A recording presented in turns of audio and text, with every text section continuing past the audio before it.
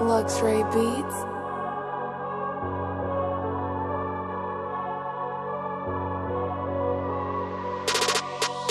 România, cea mai tare țară, simfonia. Nu e bună fără vioară, ia mașina și bagă-i să sară pe toate străzile, steagul ei să răsară. Pornesc mașina, Lamborghini Huracan, bag în drive, bro, știi?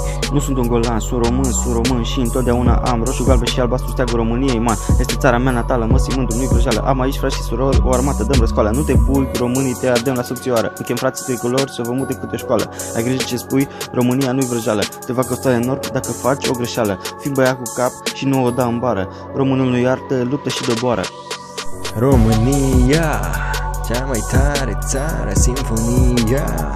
Nu e bună fără vioară, ia mașina și bagă-i să sară pe toate străzile, steagul ei să răsară.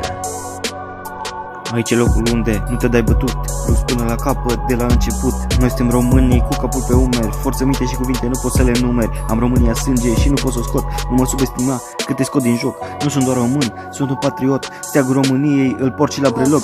Sângele de dac îmi dă și putere, puterea strămoșilor este mare avere. Nu pot să-mi iei, eu sunt un războinic, lupt pentru țara mea, nu sunt îndoielnic. România, cea mai tare țară, simfonia. Nu e bună fără vioară, ia mașina și bagă-i să sară pe toate străzile, steagul ei să răsară.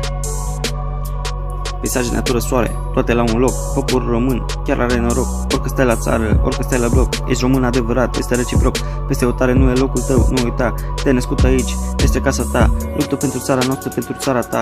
Pentru că ești român, în România. Privește țara noastră cu mare admirație. Frumusețea ei este o inspirație. Lasă-te dus de val, român ce frumoase. Tradiții ani și ani, foarte valoroase. România, cea mai tare țară, simfonia.